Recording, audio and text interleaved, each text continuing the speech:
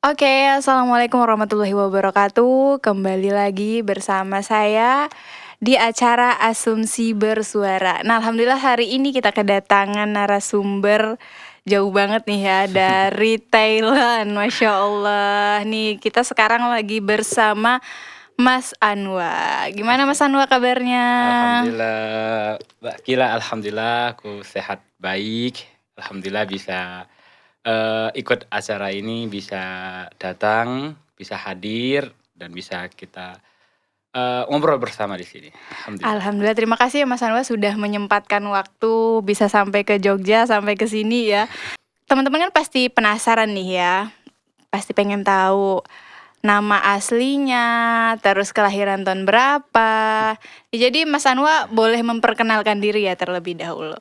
Nama saya Anwa W. Useng ya, asal dari Thailand. You can call me Anwa ya, cukup Anwa saja. Kemudian saya lahiran anak 2000 ya, anak Wih, 2000. generasi 2000 ya. Generasi 2000. Generasi 2000. Kemudian sekarang saya kuliah di Universitas Darussalam Gontor ya, Ponorogo, Jawa Timur. Seperti itu. Oke, jadi kalau boleh tahu nih Mas, Hmm. di Indonesia udah berapa tahun nih? Alhamdulillah ya, aku di Indonesia semenjak 2013. Sampai saat ini berarti bisa dikatakan 9 masuk 10 tahun, Mbak Kila. Masya Allah, udah lama banget ya 9 sampai udah hampir 10 tahun Udah ya. hampir 10 Tapi tahun. kerasan Mas, betah di Indonesia? Betah nggak betah itu butuh adaptasi sih ya, Oke. butuh waktu. Aku bisa betah di Indonesia sampai nggak pulang dan sebagainya itu butuh waktu. Kalau ditanyakan pada orang yang baru datang, betah apa tidak? Menurut aku awal-awalnya nggak betah. Awal-awalnya nggak betah karena apa?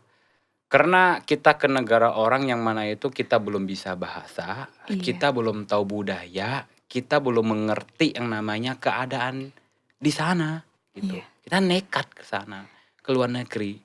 Kalau misalnya betah nggak betah, sepertinya orang yang awal datang pasti nggak betah. iya. Nah, apa yang membuat kita betah di Indonesia itu? Nah, apa tuh kalau boleh tahu? Pertama ke Indonesia ini emang udah langsung di Hmm, Gontor atau gimana tuh, Mas? kalau saya awal ke Indonesia langsung ke Gontor. Iya. Ceritanya sebelumnya panjang sih, aku kok bisa nyasar gitu ya kan, maksudnya kok bisa tiba-tiba ke Indonesia, ke Gontor dan sebagainya. Ya ini bener-bener qadarullah. Aku awalnya itu cuma iseng. Aku kelas 5 SD itu iseng, yang mana aku tuh pengen sekolah di luar negeri. Nah, Oke. tapi sekolah luar negeri di sini itu dalam artian aku sekolah betul-betul internasional. Ngerti kan? Maksudnya Oke. aku tuh kayak di kelas yang istimewa, di sekolah yang mewah gitu Iya, kan, gitu. Tapi kan aku mengikuti itu karena aku pengennya enak aja. iya, Aku tidak memikirkan hal yang gak enaknya, aku cuma maunya enak aja saat itu, iya. gitu, Mbak. Nah, kalau kita tahu nih kan ya Gontor ya, Mhm, internasional juga kan. mhm, Untuk masuk ke ranah Gontor itu kan ada yang namanya tes dan juga yang betul, daftar itu kan ribuan.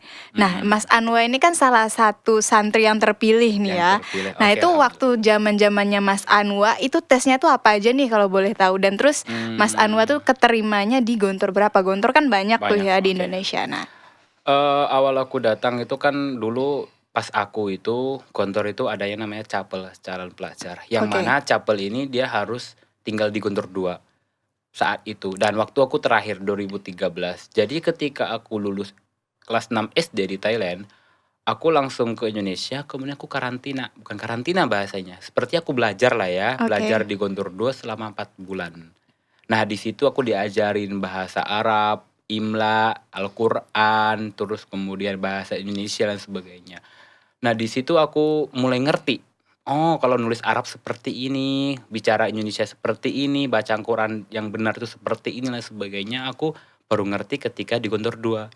Nah, alhamdulillah ketika aku ujian itu tidak begitu kaget. Ketika aku ujian, udah aku ikutin apa yang aku pelajari selama 4 bulan itu, Ya. seperti itu. Alhamdulillah aku keterima karena aku cuma bisa nulis imla dan cuma bisa Al-Qur'an, berhitung soal aku Indonesia masih kurang dan sebagainya.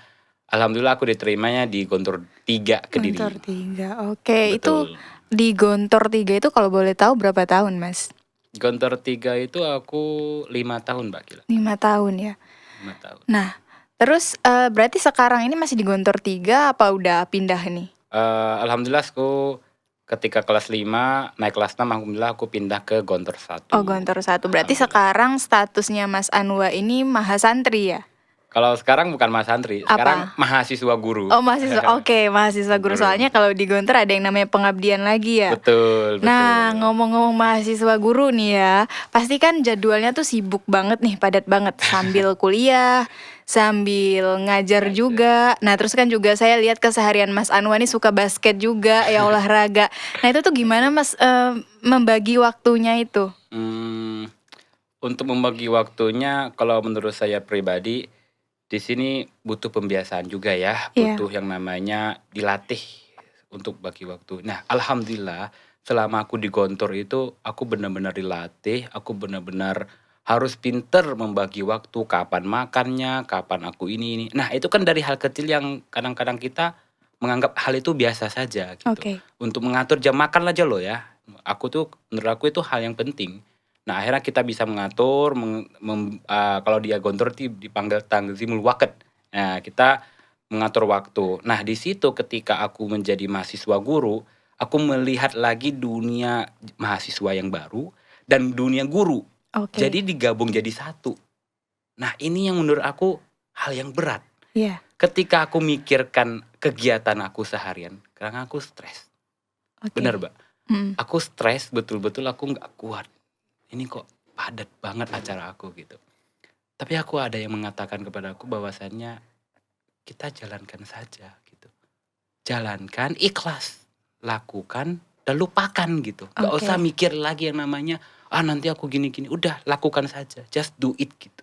Oke. Alhamdulillah aku di situ aku laksanakan dalam satu waktu. Aku membagi kalau pagi aku ngajar, kemudian siang kalau ada jam istirahat dan gak ada tugas aku istirahat. Kalau ada tugas aku kerjakan tugas untuk sore hari untuk kuliah itu. Setelah kuliah aku persiapan sholat maghrib, habis itu aku kuliah lagi malam. Begitu terus setiap hari. Nah, waktu aku olahraga kan juga sore tuh, nabrakan Iya. waktunya. Oke. Dari situ berarti aku harus memilih salah satu, yang mana lebih penting ini, kuliah atau basketan kan gitu. Oke, siap. Jadi aku juga nggak ninggalin basketan kan. Iya. Berarti situ kalau misalnya maghribnya 5:30, aku selesai kuliah jam 5 kurang 15, berarti masih ada waktu untuk basketan. Jadi aku di situ harus betul-betul teliti dengan waktu gitu. Iya, harus imbang ya. Harus imbang gitu, Iya. nggak boleh kita meninggalkan semua. Melakukan semua juga nggak bisa kan. Iya. Tapi kita pinter-pinter mencari celah waktu di situ. Oke. Aku sih gitu, Mbak. Mana yang lebih prioritas ya? Betul, betul. Oke, Masya Allah ya. Keren banget ya dalam membagi waktunya ini kan. Soalnya itu memang menurut saya cukup berat ya, bisa sambil ngajar, sambil kuliah juga, sambil hobi juga gitu. Dalam satu waktu loh itu ya. Cukup berat emang tantangan. 9 tahun ya Mas Anwa di Indonesia. Suka dukanya nih di Indonesia tuh apa sih yang Mas Anwar rasain gitu? Karena kan pasti berbeda ya dari bahasa, budaya dan lain-lain itu. Suka dukanya Mas Anwar nih selama di Indonesia? Oke. Sebenarnya aku mau nanya dulu, suka duka berarti ya suka dulu baru duka gitu ya? Iya. Iya nggak? Iya. Berarti oke ya. Berarti dukanya aku di Indonesia ini, kalau sukanya alhamdulillah aku di sini teman-temannya itu sangat support dengan aku ya. Alhamdulillah aku mempunyai teman yang baik, aku didukung oleh orang yang baik, dikelilingin oleh orang yang baik. Alhamdulillah selalu support aku gitu. Kemudian disitulah aku yang buat aku betah karena persahabatan di situ Oke. yang membuat aku betah. Dan kalau misalnya aku ditanya kangen nggak orang tua, terus aku merantau setengah hidup misalnya kan ya, Iya. ini kan setengah hidup lah Iya. kita katakan ya, setengah hidup aku di negara orang lain itu kangen orang tua atau tidak dan sebagainya. Aku sih kangen, Mbak. Aku sempat tiba-tiba kayak lagi sendirian, Iya. kemudian aku lihat keluarga gitu kan ya. Kemudian aku kayak kangen, tiba-tiba aku kayak sendiri, kemudian aku nangis. Ya aku usaha bertahan tapi nggak bisa. Kayak aku tuh udah aku harus pulang ketemu orang tua. Iya. Kalau Gitu. boleh tahu udah berapa tahun nih Mas Anwa lebaran nggak pulang ke Thailand? Lebaran nggak pulang aku berarti udah 3 lebaran aku nggak ketemu Tiga orang tua. kali, tiga kali ya, tiga 3 kali kali lebaran. lebaran. Jadi Mas Toyib ya, Bang Toyib. Makanya Nah terus nih kan pasti adalah sedih banget ya. pasti ada ya, Sedih, ada. kangen orang tua, kangen saudara, kangen makanan khas Kata Thailand, itu betul. pasti banget ya. Nah, apa sih yang pengen Mas Anwa sampaikan ke orang tua Mas Anwa nih pas lagi kangen, apalagi Lebaran Idul Fitri, Ramadan kemarin juga Mas Anwa juga nggak pulang gitu. Apa sih yang pengen Mas Anwa sampaikan sama orang tua Mas Anwa?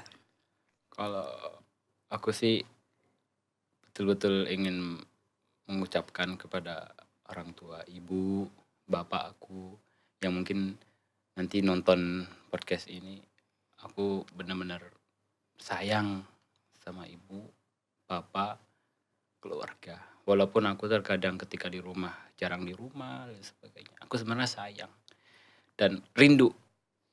Semoga orang tuaku, keluargaku di Thailand baik-baik saja dan panjang umur, sehat selalu. Amin. Amin, semoga bisa segera kembali ya, bisa lebaran sama keluarga, Ramadan sama keluarga. Nggak apa-apa Mas, mau nangis aja. Kita tuh berhak loh sedih gitu kan. Jangan bilang laki-laki tuh nggak boleh nangis, laki-laki nggak boleh sedih, laki-laki harus strong.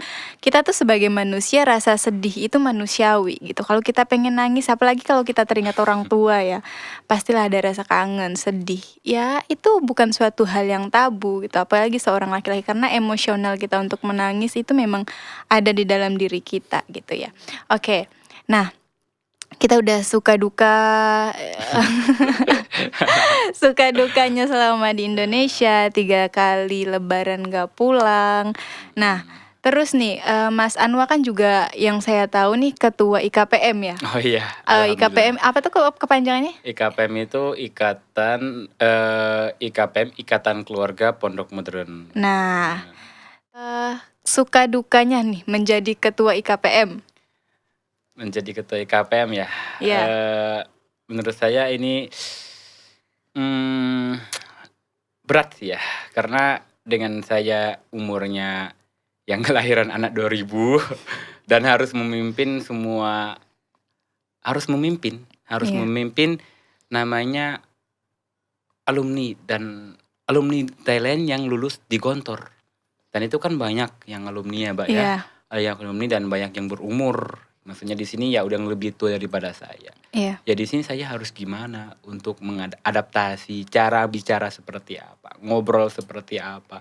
Nggak bisa saya ngasal-ngasal ngobrol, itu nggak bisa. Iya. Betul-betul saya harus mikirkan, dan menurut saya ini menjadi hal yang berat buat saya sih, karena usia saya juga masih muda ya, dan Iya. kakak kelas saya yang bersama saya juga yang udah berkeluarga, 2 orang udah berkeluarga, udah usianya udah lumayan punya umur lah ya, Iya. dan sebagainya. Ya ini menurut saya berat banget dan saya harus hadapi.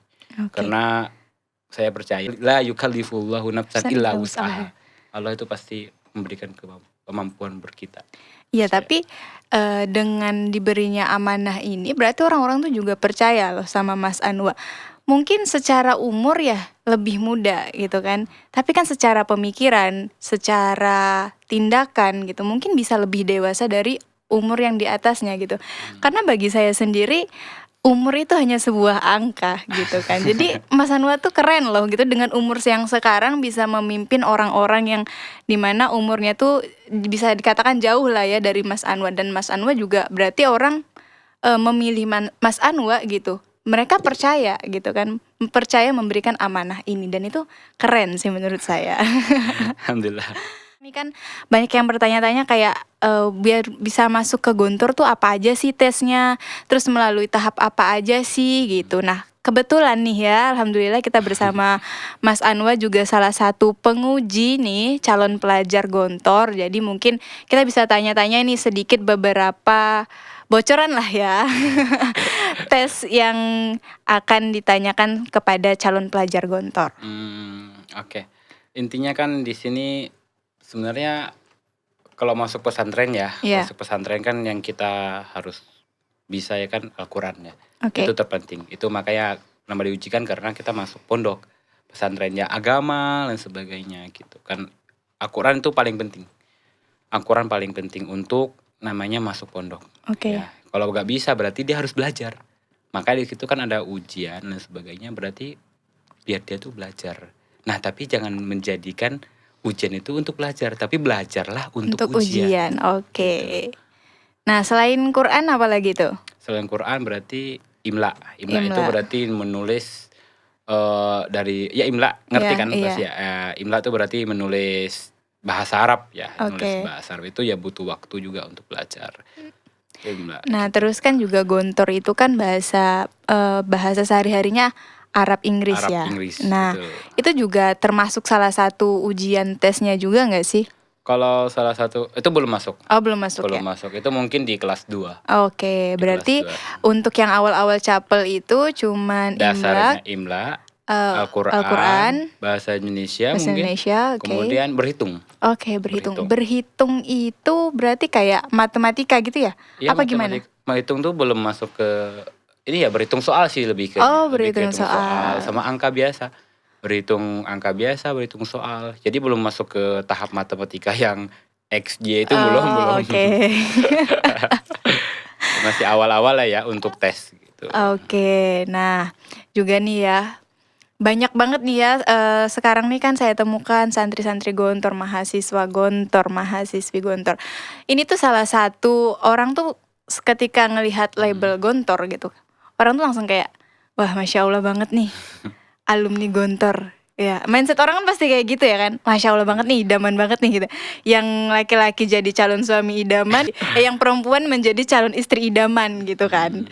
Nah, kalau dari Mas Anwar sendiri nih, ketika orang mindset orang kan pasti kayak gitu ya, apalagi ketika sudah mendengar gontor tuh itu tuh pasti loh, pasti di kehidupan kita. Gimana sih cara Mas Anwar menanggapinya? Karena kan kita tahu nih, kita hanya manusia biasa dan kita yang tahu kapasitas diri kita. Tapi kan orang di luar sana karena melihat kita berlabel gontor gitu, alumni gontor kayak gitu kan, orang pasti kayak, wah Masya Allah banget nih kayak gitu. Ya, terus gimana nih tanggapan Mas Anwar nih? Tanggapan gitu kalau misalnya aku kayak tiba-tiba ke sebuah daerah gitu kan ya, Oke. terus aku kayak orang tahu ini ada di kontor datang gitu. Kalau aku sih kontor mengajariku ya di mana aku berada, aku harus bergerak di sana. Dan aku mau kerjaan apapun aku harus bisa melaksanakan semuanya. Jadi aku nggak bisa yang namanya cuma ini gitu. Jadi aku harus bisa, dan terpentingnya di sini makanya kenapa kan sistemnya kan KMI, Kuliatul Mu'allim Islam, cetak guru-guru Islami gitu. Berarti sini kan guru. Nah, guru ini kan bukan hanya untuk belajar atau ngajar di sekolah. Jadi makanya ketika orang menganggap saya alumni Gontor nih berarti bagus lah, ya saya harus melaksanakan sesuai dengan apa yang mereka tangkap kepada kita. Iya. Kalau kita nggak sesuai dengan apa yang mereka tangkap berarti ngecewakan gitu. Ngecewakan orangnya gitu. Maka di situ ketika kita sebelum lulus tuh ada ujian diulang dari awal, ujian semuanya, ujian ngajar, ujian semuanya, kan itu kan sudah masuk pendidikan yang mana kita harus mikir, kita harus selesaikan. Nah, berarti itu kan menjadi ilmu buat kita untuk masyarakat. Kita mengabdi kepada masyarakat. Ya saya nggak heran sih kalau misalnya orang menganggap bahwasanya wah ini Gontor hebat nih, bisa kuda, bisa ini. Iya. Karena semua diajarkan di Gontor. Sudah dibekalkan ya, memang dibekalkan untuk gitu. ketika kita terjun di masyarakat langsung kita udah punya pegangan, udah punya ilmu, udah punya pengalaman.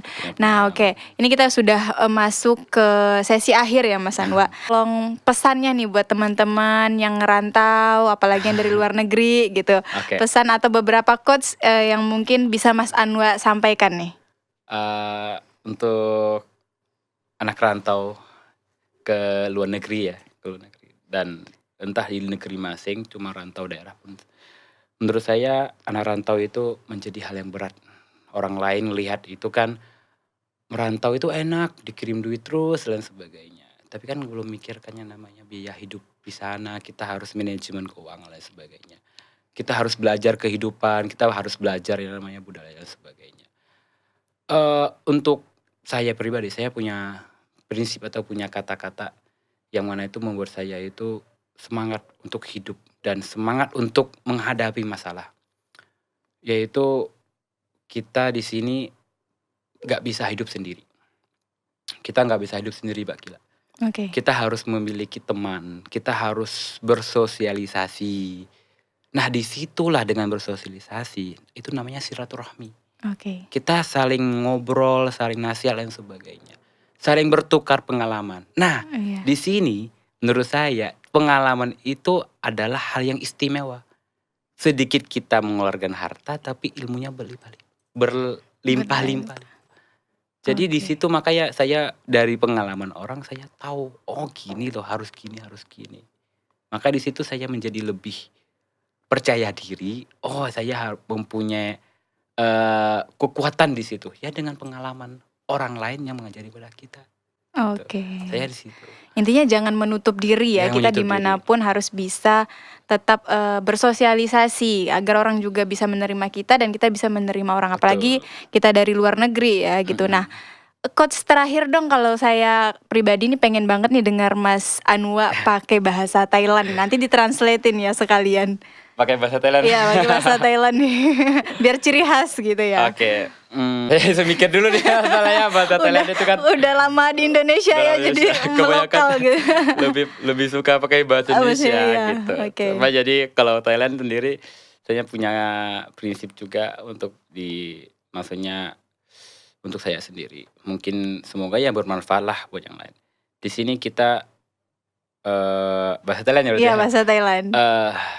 ทุกสิ่งทุกอย่างที่เราทำอันนั้นคืออัลเลาะห์กำหนดให้เราแล้วเหลือที่เราว่าเราจะบิชุกุรต่ออัลเลาะห์ซุบฮานะฮูวะตะอาลาหรือไม่ถ้าว่าเราบิชุกุรอินชาอัลลอฮ์อัลเลาะห์จะให้สิ่งดีๆกับเราอัลเลาะห์จะเพิ่มพูนริสกีให้เราอัลเลาะห์จะเพิ่มพูนอิลมูให้เราอัลเลาะห์จะเพิ่มพูนทุกอย่างให้กับเราถ้าเราบิชุกุรต่ออัลเลาะห์ซุบฮานะฮูวะตะอาลาถึงแม้จะเจอปัญหาอะไรทั้งนั้นเราฮะดับอินด้วยกับอัลฮัมดุลิลละห์บิสมิลลาห์แล้วก็อัลฮัมดุลิลละห์เริ่มต้นด้วยบิสมิลลาห์จบท้ายด้วยอัลฮัมดุลิลละห์ Di sini artinya ketika kita menghadapi masalah, kita mempunyai masalah apa-apa gitu, kita hadapi saja dengan bersyukur.